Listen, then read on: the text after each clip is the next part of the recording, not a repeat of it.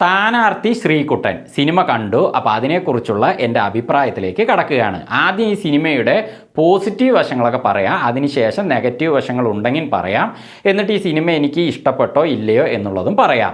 അപ്പോൾ ഈ വീഡിയോ നിങ്ങൾക്ക് ഇഷ്ടമായാൽ ഒരു ലൈക്ക് കൊടുക്കുക, അതുപോലെ നിങ്ങളുടെ സുഹൃത്തുക്കൾക്കൊക്കെ ഷെയറും ചെയ്യാം. ഈ ചാനൽ സബ്സ്ക്രൈബ് ചെയ്തിട്ടില്ലാത്തവരുണ്ടെങ്കിൽ സബ്സ്ക്രൈബ് ചെയ്യുക. അപ്പോൾ ഞങ്ങളുടെ വീഡിയോകൾ വളരെ പെട്ടെന്ന് നിങ്ങൾക്ക് ലഭിക്കുന്നതാണ്. സ്ഥാനാർത്ഥി ശ്രീകുട്ടൻ, അതായത് സ്ഥാനാർത്ഥിയായ ശ്രീകുട്ടൻ, അവൻ ജയിച്ചോ തോറ്റോ, അതാണ് ഈ പേരിൽ നിന്ന് തന്നെ നമുക്ക് മനസ്സിലാക്കാൻ പറ്റുന്നത്. അതുതന്നെയാണ് ഈ സിനിമയും.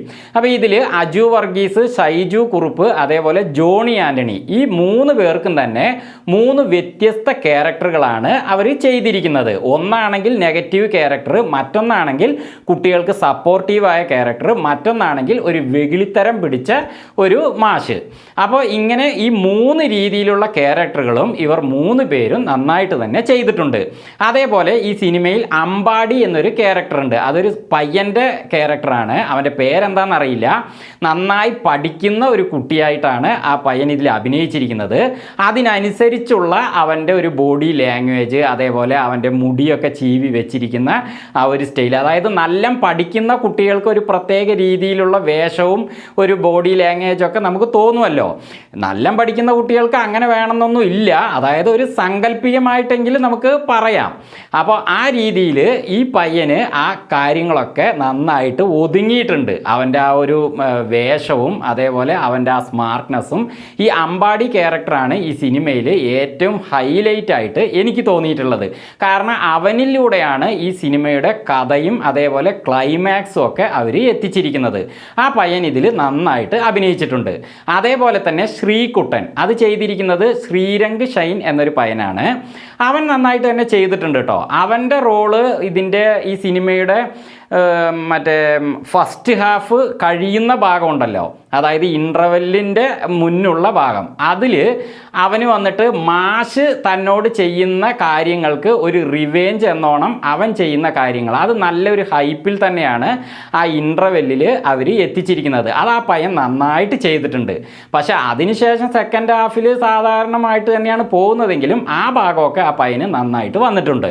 ഈ സിനിമ നമുക്ക് നൽകുന്ന ഗുണപാഠം എന്താണെന്ന് വെച്ചാൽ എളിമയുള്ളവർ ഉയർത്തപ്പെടും എന്നുള്ളതാണ്. അതൊരു നല്ല മെസ്സേജാണ്. അത് അവർ നല്ല രീതിയിൽ തന്നെ ഇതിൽ കാണിച്ചിട്ടുണ്ട്. അത് കുട്ടികളായാലും ശരി, അധ്യാപകരായാലും ശരി, എളിമ കാണിച്ചാലേ അവർക്ക് ഉയർച്ച ഉണ്ടാവുകയുള്ളൂ എന്ന് ഈ സിനിമ നമുക്ക് എടുത്തു കാണിക്കുന്നുണ്ട്. ഈ സിനിമ പൂർണ്ണമായിട്ടും കുട്ടികളെ സംബന്ധിച്ച സ്കൂളിൽ നടക്കുന്ന വിഷയങ്ങളാണ് ഒരു സിനിമയാക്കി കാണിച്ചിരിക്കുന്നത്. അതും സ്കൂളിലെ ക്ലാസ് റൂമിൽ ഒതുങ്ങുന്ന ഒരു കഥയായിട്ടാണ് ഈ സിനിമ എടുത്തിരിക്കുന്നത്. പുറമേയുള്ള കാര്യങ്ങളും ഇതിലുണ്ട്. പുറമേയുള്ള കാര്യങ്ങൾ പറഞ്ഞാൽ ഇതിൽ ഒരു മാഷും അതേപോലെ അവരുടെ വൈഫായ ടീച്ചറൊക്കെ കുറേ വീടുകളൊക്കെ സന്ദർശിക്കാൻ പോകുമ്പോൾ ഒരു അന്ധവിശ്വാസം എന്നൊക്കെ ഇതിൽ കാണിച്ചിരിക്കുന്നു.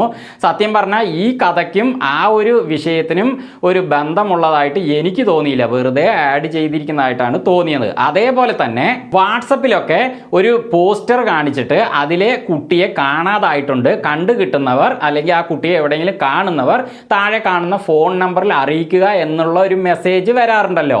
സത്യം പറഞ്ഞാൽ ആ മെസ്സേജ് ഒരുപക്ഷെ ആ കുട്ടിയെ കണ്ടതിന് ശേഷവും 2 വർഷമൊക്കെ കഴിഞ്ഞിട്ടായിരിക്കും നമ്മുടെ കയ്യിൽ എത്തുന്നത്. അപ്പോൾ അത്തരത്തിൽ കുട്ടിയെ കാണാതായ ഒരു വിഷയം വന്നിട്ട് ആ കുട്ടിയെ കിട്ടിയതിന് ശേഷം ഈ മെസ്സേജ് ഇങ്ങനെ വാട്സപ്പിലും ഫേസ്ബുക്കിലൂടെയൊക്കെ കറങ്ങി നടക്കുകയാണെങ്കിൽ അതിലുണ്ടാകുന്ന ഭവിഷ്യത്തുകൾ എന്തൊക്കെയാണെന്നും ഈ സിനിമയിൽ കാണിച്ചിട്ടുണ്ട്.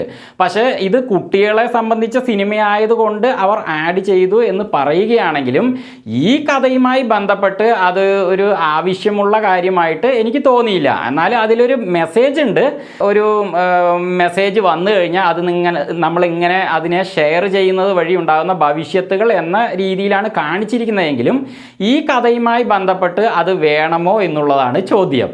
അപ്പോൾ കഥ കുട്ടികളെ സംബന്ധിച്ചുള്ളതാണെങ്കിലും അതിൽ ഇങ്ങനത്തെ ഓരോ പൊടിക്കൈകൾ അവർ കൂട്ടിയിട്ടുണ്ട്. അപ്പോൾ ഇത് എഴുതിയിരിക്കുന്നത് ഇതിൻ്റെ ഡയറക്ടറായ വിനേഷ് വിശ്വനാഥ്, അതേപോലെ കൈലാഷ്, പിന്നെ മുരളി കൃഷ്ണൻ, പിന്നെ ആനന്ദ് മന്മഥൻ, ഇങ്ങനെ 4 പേരാണ്. ഈ സ്റ്റോറി വന്നിട്ട് വിനേഷ് വിശ്വനാഥാണ് ഡയറക്ടറാണ് ചെയ്തിരിക്കുന്നത്. പക്ഷേ റൈറ്റേഴ്സായിട്ട് മറ്റു 3 പേരും ഉണ്ട്.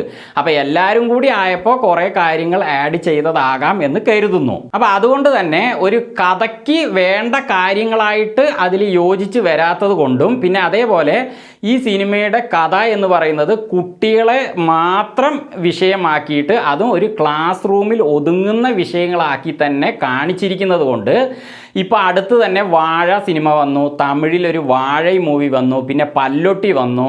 നമുക്ക് ഇതേപോലത്തെ കഥകൾ തന്നെ വീണ്ടും വരുമ്പോൾ ഒരു ആവർത്തന വിരസതയുണ്ട്. മാത്രമല്ല ഇത് ക്ലാസ് റൂമിലെ മാത്രം ഒതുക്കിക്കൊണ്ട് അവർ അങ്ങനെ മുന്നോട്ട് പോയത് കൊണ്ടും ഒരു ആവറേജ് ആയിട്ടാണ് എനിക്ക് ഫീൽ ചെയ്തത്. പിന്നെ ഇതിൽ ഭസ്മം ടീം പറഞ്ഞിട്ട് കുട്ടികളുടെ തന്നെ ഒരു ടീം കാര്യങ്ങളൊക്കെ ഒരു കോമഡിക്കൊക്കെ വേണ്ടിയിട്ട് അവർ വെച്ചിട്ടുണ്ട്.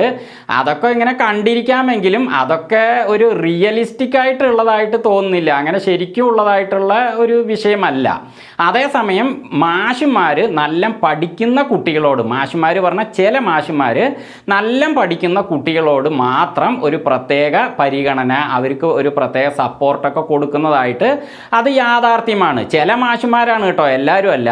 അപ്പോൾ അത് ഈ സിനിമയിൽ കൊണ്ടുവന്നിട്ടുണ്ട്. പഠിക്കാത്ത കുട്ടികളെ വെറുതെ ആവശ്യമില്ലാതെ സംശയിക്കുക, വെറുതെ ആവശ്യമില്ലാതെ തല്ലുക, ബാക്ക് ബെഞ്ചിൽ ഇരുത്തുക, അങ്ങനെയുള്ള കാര്യങ്ങളൊക്കെ ചെയ്യുന്ന അധ്യാപകരും ഉണ്ട്. അത് ഈ സിനിമയിൽ കൊണ്ടുവന്നിട്ടുണ്ട്. അതൊരു നല്ല കാര്യമായിട്ട് എനിക്ക് തോന്നി.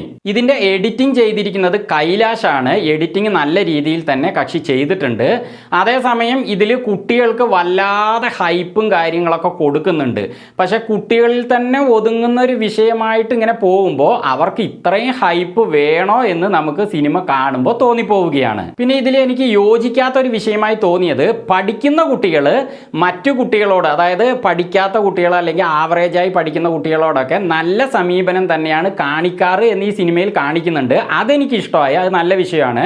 പക്ഷേ പഠിക്കുന്ന കുട്ടികളോട് പഠിക്കാത്ത കുട്ടികൾ ഭയങ്കര അസൂയയും അതേപോലെ അവരോട് എപ്പോഴും മുറുമുറുപ്പോടെയും അങ്ങനെ പ്രവർത്തിക്കുന്നതായിട്ട് ഇതിൽ കാണിക്കുന്നുണ്ട്. അതിനോട് എനിക്കൊരു യോജിപ്പില്ല. ഇപ്പം ഞാനും സ്കൂളിൽ പഠിച്ചു തന്നെയാണല്ലോ വന്നിട്ടുള്ളത്.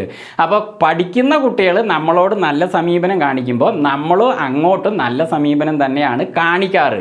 പക്ഷേ എന്തുകൊണ്ടോ ഈ സിനിമയിൽ അവസാനം വരെയും ഈ പഠിക്കുന്ന കുട്ടിയോട് പഠിക്കാത്തൊരു കുട്ടി വെറുതെ ആവശ്യമില്ലാതെ ഒരു മുറുമുറുപ്പും അസൂയയും ഒരു ദേഷ്യവും അങ്ങനെയൊക്കെ കാണിച്ചിരിക്കുന്നു.